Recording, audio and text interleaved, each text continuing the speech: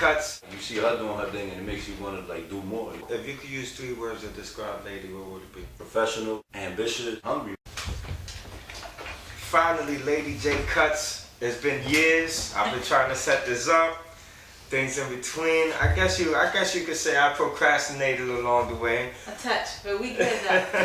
But you were also busy for a long time. There you go, yes. You Googled the name Lady Jae Kutz. That's Kutz with a K. Where'd the name come from? And it ends with a Z. Ends with a Z, like yes. the Rejects. Yeah. Right. So where'd the name come from? Well, that's a funny story. Lady Jae, well, it started off as Lady Jae. First I started coming to barbershops as just regular Jae, but there was like 3 guys already with Jae. So one customer came in and said, you know what, the lady.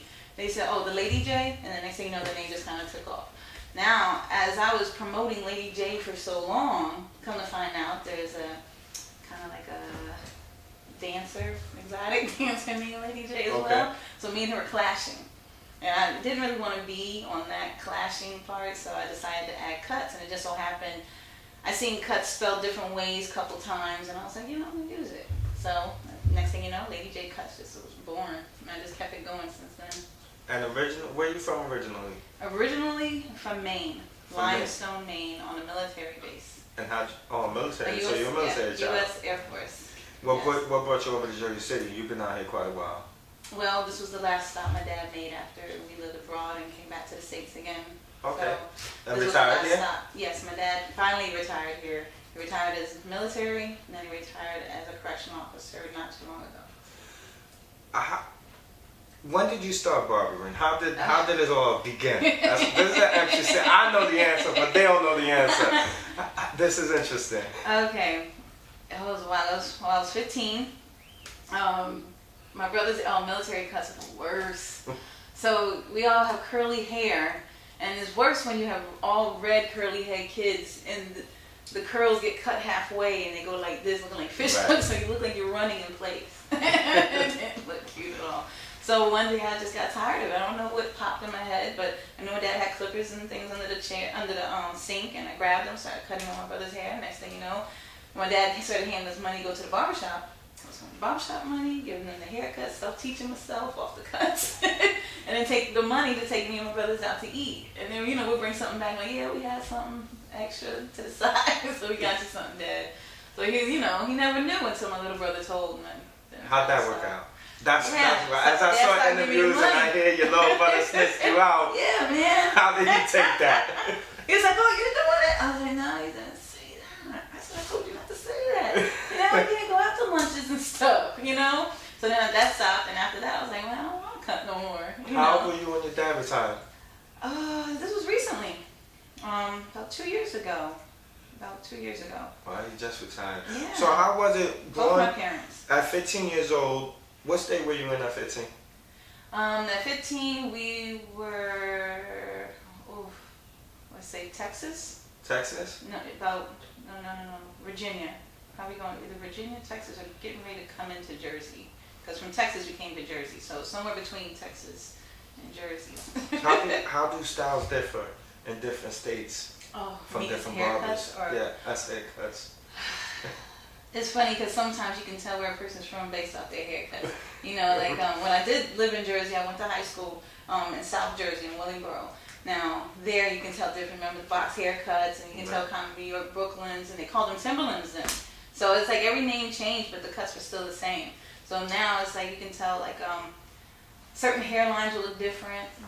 People always say, oh, down south, they cut a certain way. I don't really like it. They take off too much. But a lot of times people, when they cut according to the dark part of the hair. And remember, we had that issue. Right. I was like, no, we'll save everything. Yeah, as long as we can. Since you cut my hair, it's changed. I got a lot of lighter spots in some areas. Not desired. See, you have to just kind of help them grow back. I tell people, don't cut it off. Even though it's light, keep it. You never know. Or you can just color it or add certain colors to enhance, your flaws. But you don't want to totally get rid of it. Because now you're just making yourself look more and more bold, Right. Yeah. Yeah, I'm down to a half. Kind of camouflage. Yeah, You're on the camouflage. So, the next step after half is a big. Yeah, pretty much. We better get the Andes doing the style. Right. At least you gotta I'm be come here. get designs by Lady J soon over my ball spots. So we'll get rid of everything else except for the design. So how was it for you as a female in a male-dominated business?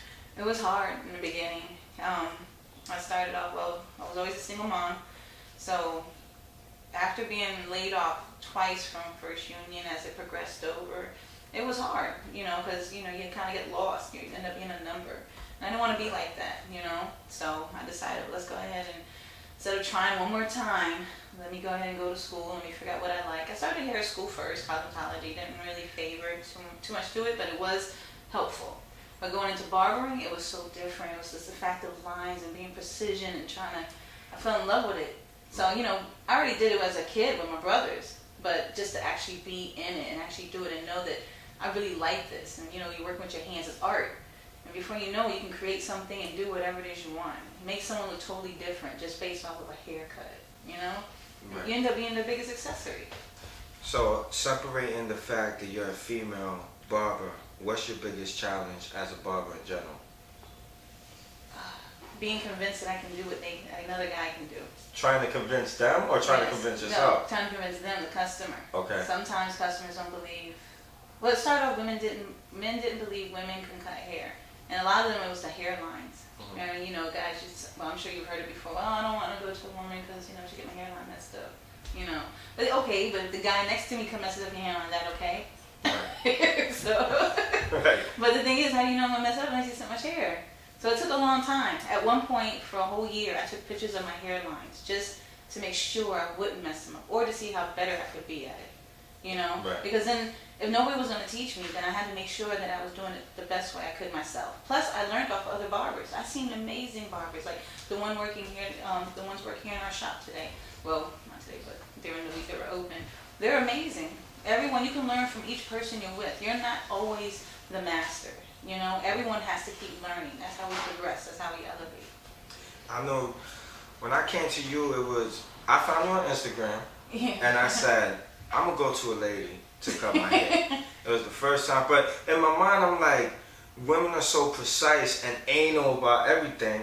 I can't imagine my hair being pushed back by a female. Yeah. So when I got here, I sat in your chair and the experience was just something different. Like it wasn't, you ain't just hit me with the razor, you pulled out the tweezers too. Oh yeah, because you had a hair bone. Right. So, I can't go over that. right, so it's definitely a different experience. Yes. And to hear you say that you could still learn off other people, I don't think I met a barber in Jersey who takes their time like you. So I don't want to say nobody's as nice as you. We gotta be humble, but Right. I never met anybody who takes their time the way you do. How's that work for you as far as competitions? Because I know you get involved with competitions and all that. I did. I don't prefer to be in many competitions anymore because since I've been a part of Her Chair, His Hair, Cassie Kurtz created that for women barbers. It's become a whole different scene for showcasing. Showcasing, people take the time to learn from you. And you can actually pause for a minute and actually talk to them. Like, I have this thing where I just like, I don't know, I'd rather someone learn from me than compete with them. Right. I'd rather learn from them than compete with them, But I get it. We all do those things just to kind of get our name out there, get experience. And plus, people, that's their life. They love doing it. It's like people like racing. Right. But it's me. I'm not a competitive person. I'd rather compete with myself to be better and learn from others than to compete with another person that I might want to learn something from. So I say it was about 3 years ago maybe where you took your first battle? Yes, first bar so battle? You came out second place? Philly.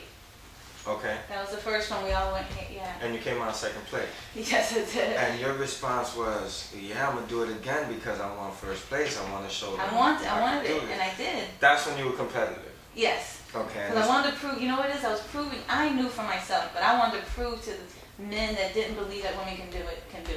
That was my whole point. What's your goal as a female? What's your goal as a barber? Oh, always keeping my customers happy.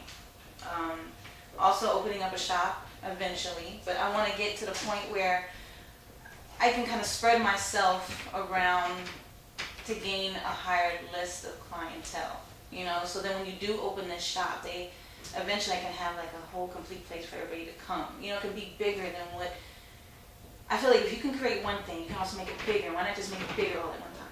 Right. So I just want to make it where, you know, kids can come. I have a bigger ideas, and I just feel like if I put it small and keep building, it's gonna be too much rather than just network, create, build, and then bam, empire. Absolutely. So you want to go big when you start off, and that's my big thing too. If you're not gonna do something different, you're just gonna be another barbershop on the block. Yes. See, you get what I'm saying. Absolutely, Yes. I get what you're saying because I think the same way. Yes. Your goal is to open your own shop. But on a Where do different you want to level. see yourself in 5 years? Will it ever get to a point where you just want to own your own shop? Do you want to educate others to do it? There's a lot of females out there that are afraid to take the steps you take. Well, there's a lot of educators. However, I tell people that when you work in a shop, it's totally different from educating someone. You know, the shop is different. This is like you're out there in the jungle and you're really out there. People are gonna show you stuff, but now you pretty much, the hunt is yours. You know, you always gotta stay hungry. At the end of the day, I want a shop where people coming from schools, women who are unsure, just come in. I want a side where, okay, at least you want to learn, but if you're still new at it, we can at least teach you, at least show you something. We can't give you clients, we can't do this, but at least you get a chance to come in and get hands-on on a different way, you know, or we can have other abilities to help you. So then if this is where you want to go, then here, now you can start schooling. Now you can come in and now we're going to start, when you come in, we can critique you on the work that you're doing in the shops, you know? Right. So I always want to teach people how to build themselves up. Because a lot of times people just won't teach them. And I feel like in this craft, this field, is not made to be hidden or a secret. It's made to be shared. And that's how you gain your legacy. You got to share it so someone can actually share with someone else. We got, as a barber, you're creative. You use your imagination. So we're gonna imagine behind these cameras right now, we got a room of females that want to be barbers. You only got about 1.5 minutes left, and you got to give them the best message you could give them. What would you tell them? I would tell them, if this is really what you want to do, don't stop your dreams. Because dreams can turn to reality. It just depends on how much work you're willing to put into it, and how hungry you are, and how much you want to feed your dream. You can't plant seeds with tainted soil, so you better go ahead and fertilize up. Right. What you got going on coming up? Oh, man. Where can we catch Lady J? Well, actually, right now, you can catch Lady J at the Jack Thriller Show, Party and Bullshit. You can tune into that on Instagram and Facebook Live. You can also catch me with Monifa. I'm actually with the Party Spa. You can catch them, the Party Spa, on Instagram as well. Let's see what, charity events. I've done a few already. We have a friend who's doing one now called the Cut Block. He's doing his charity event actually today. I'm hoping to work with, you know, a new charity that's coming up. I won't know the specifics yet, so I don't really want to say nothing about it right now.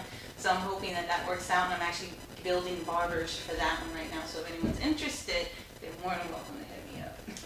And where can they hit you up?